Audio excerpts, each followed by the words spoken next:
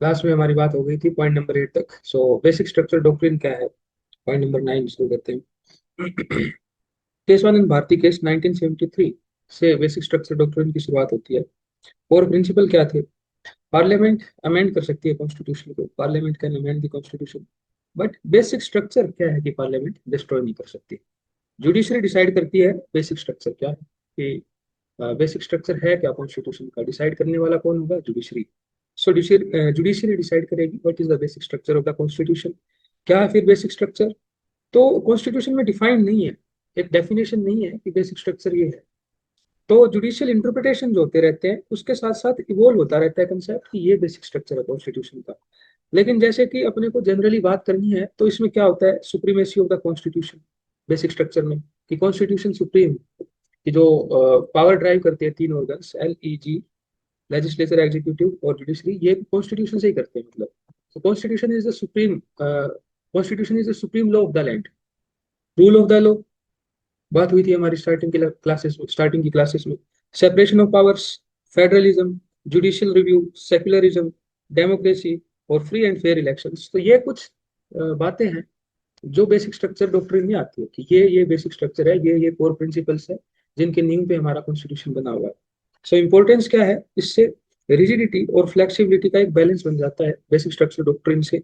Judiciary protects core values while allowing evolution, कि evolution तो होता जाएगा कॉन्स्टिट्यूशन में, जो जो चेंजेस टाइम के साथ जरूरी है आते जाएंगे, लेकिन जो कोर वैल्यूज है वो रिजिड प्रिंसिपल जो हो गया कि चेंज नहीं होनी चाहिए, ताकि कॉन्स्टिट्यूशन का बेसिक स्ट्रक्चर डिस्ट्रॉय ना हो जाए।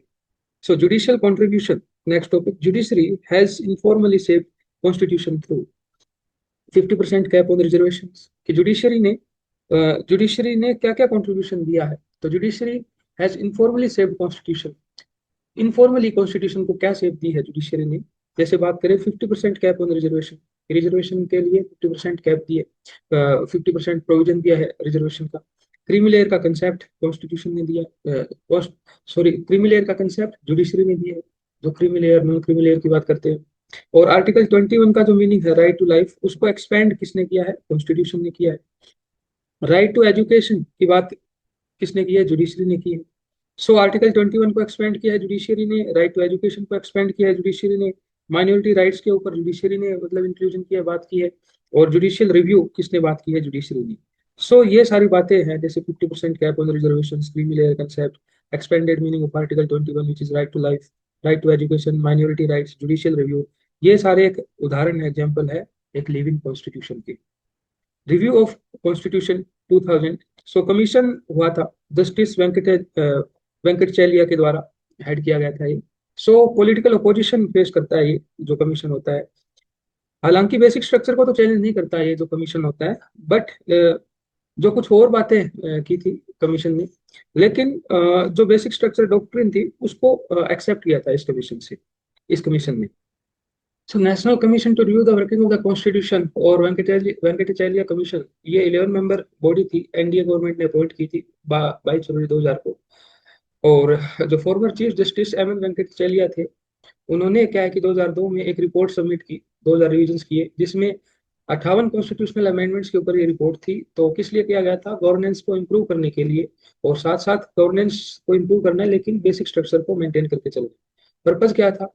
तो सुझाव देना इंडियन कॉन्स्टिट्यूशन को, सो दैट कि इसकी जो इफेक्टिवनेस है वो बरकरार रहे। एंड जो इसके चेयरपर्सन थे एम एन वेंकटचैलिया थे, जो 25वें चीफ जस्टिस ऑफ इंडिया थे, CJI थे। रिपोर्ट सबमिट की इन्होंने 2002 में। फोकस था इफेक्टिवनेस के ऊपर, ट्रांसपेरेंसी के ऊपर और अकाउंटेबिलिटी के ऊपर, जिम्मेवारी के ऊपर। की रिकमेंडेशंस क्या दिए थे इन्होंने?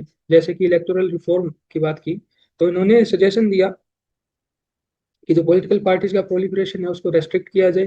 क्रिमिनल्स कन्फ्रंट, जो preventing criminals from contesting elections, criminals को प्रिवेंट किया जाए इलेक्शन में कंटेस्ट करने से। और कैंडिडेट्स को ये डिक्लेयर करना पड़ेगा कि उनके एसेट और लाइबिलिटीज क्या है जो इलेक्शन में खड़े होते हैं। फंडामेंटल राइट और duties, fundamental rights and duties की बात करें तो फंडामेंटल राइट्स को स्ट्रेंथ करने की बात की इनकी रिपोर्ट में, और राइट टू एजुकेशन और लीगल एड इंक्लूड करने की बात की। सेंट्रल स्टेट रिलेशनशिप के ऊपर इन्होंने बात की।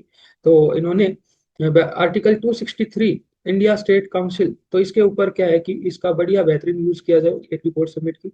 और जुडिशियल और एडमिनिस्ट्रेशन के ऊपर जो इन्होंने बात की, so recommended reforms in the appointment of जजेस tackling judicial backlog and enhancing accountability in government. Recommended reforms in appointment of जजेस tackling judicial backlog and enhancing accountability in governance.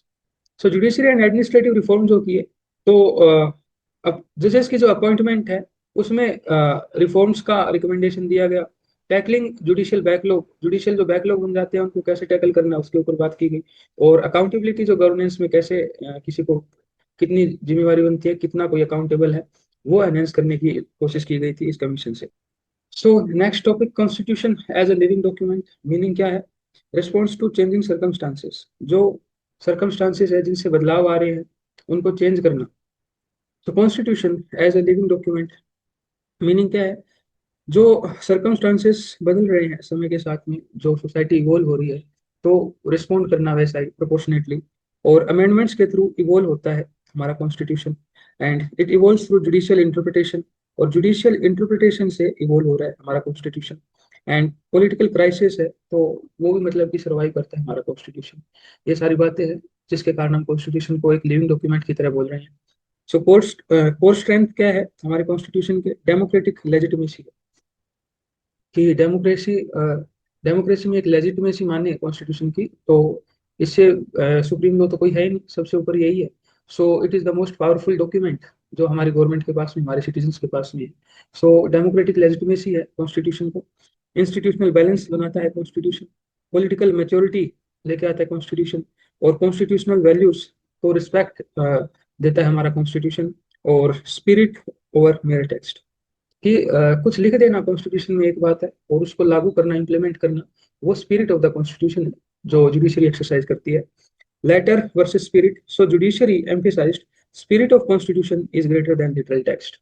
Judiciary इस बात पे जोर देती है कि कॉन्स्टिट्यूशन क्या न्याय देना चाहता है, कॉन्स्टिट्यूशन किस तरीके से डेमोक्रेसी को सर्व करना चाहता है, उसकी जो स्पिरिट है वो बहुत ज्यादा मायने रखती है, रेदर देन की जो लिटरल टेक्स्ट लिखा हुआ है। उसकी अहमियत भी है, लेकिन उसका इंटरप्रिटेशन क्या होता है वो जुडिशरी तय करती है, और वो स्पिरिट ऑफ द कॉन्स्टिट्यूशन को समझ के तय करती है। Basic structure is based on intent of constitution makers. Basic structure किसके ऊपर डिपेंडेंट है? जो इंटेंट था हमारे कॉन्स्टिट्यूशन मेकर्स का, और विजन जो था इंडिपेंडेंट इंडिया का उनका। विजन ऑफ द कॉन्स्टिट्यूशन क्या है? Shared ideals, dignity of the individual.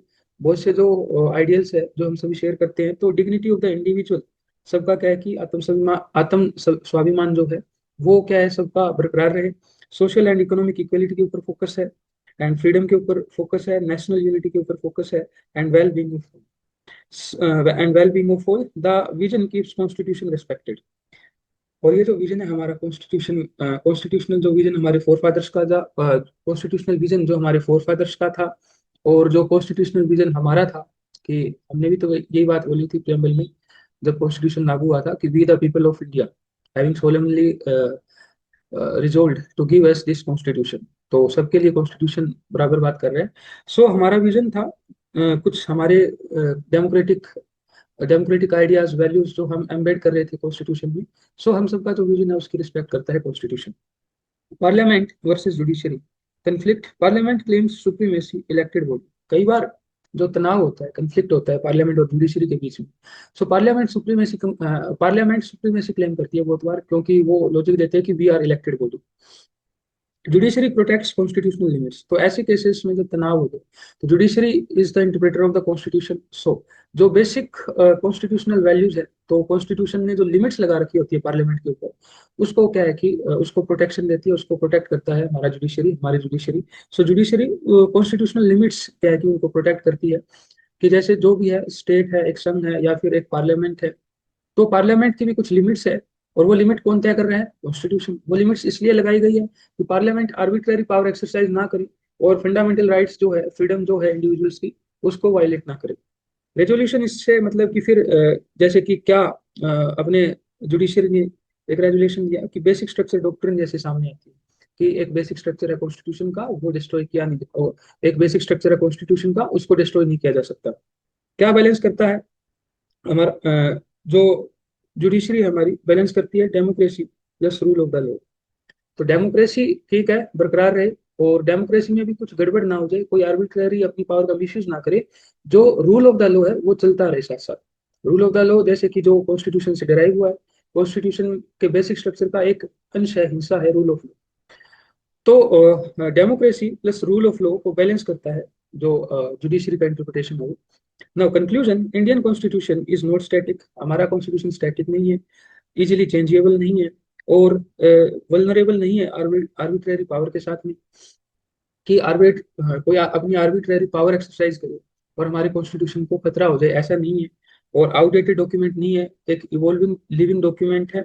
It survives because amendment allows flexibility, ये अब तक टिका हुआ है, सर्वाइव किया हुआ है कॉन्स्टिट्यूशन ने, क्योंकि जो अमेंडमेंट्स हैं वो फ्लेक्सिबिलिटी देते हैं। बेसिक स्ट्रक्चर इंश्योर स्टेबिलिटी, जो बेसिक स्ट्रक्चर है कॉन्स्टिट्यूशन का वो स्टेबिलिटी देता है हमको। And judiciary safeguards core values, judiciary जो है कोर वैल्यूज को बचा के चलती है, सेफगार्ड करके चलती है। पॉलिटिकल लीडरशिप शोज मैच्योरिटी, और जो पॉलिटिकल लीडरशिप है मैच्योरिटी को दर्शाती है हमारे, कि किस तरीके से कॉन्स्टिट्यूशन ने सबको पावर, एक जिम्मेवारी अकाउंटेबिलिटी दी, और कॉन्स्टिट्यूशन से वो मतलब कि निगरानी में है कॉन्स्टिट्यूशन को। सो सभी क्या है कि एक लिमिट डिसाइड कर रहा है कॉन्स्टिट्यूशन, कि किसी के फंडामेंटल राइट्स को वायलेट ना करे कोई। पीपल रिमेन फाइनल अथॉरिटी, और ऐसा कुछ भी हो जाए तो अल्टीमेट जो फाइनल अथॉरिटी कॉन्स्टिट्यूशन बोलता है वो सिटीजन्स है, इंडियन सिटीजन्स है, पीपल है ना। फाइनल समरी क्या है, कॉन्स्टिट्यूशन क्या है, अमेंडमेंट प्रोविजन पढ़ा हमने, फ्लेक्सिबल, हमने इस चैप्टर में कॉन्स्टिट्यूशन के बारे में अमेंडमेंट प्रोविजन पढ़े, फ्लेक्सिबल प्लस रिजिड नेचर पढ़ा कॉन्स्टिट्यूशन का, फ्लेक्सिबल प्लस रिजिड नेचर पढ़ा कॉन्स्टिट्यूशन का, स्पेशल मेजोरिटी पढ़ी, स्टेट रेटिफिकेशन पढ़ा, पॉलिटिकल कंसेंसस पढ़ा, जुडिशियल इंटरप्रिटेशन पढ़ा, बेसिक स्ट्रक्चर डॉक्ट्राइन पढ़ी हमने, डेमोक्रेटिक बैलेंस पढ़ा, और लिविंग डॉक्यूमेंट पढ़ा। So with this chapter is complete. So अगली वीडियो में हम लास्ट चैप्टर करते हैं अपनी बुक का। So till then take care.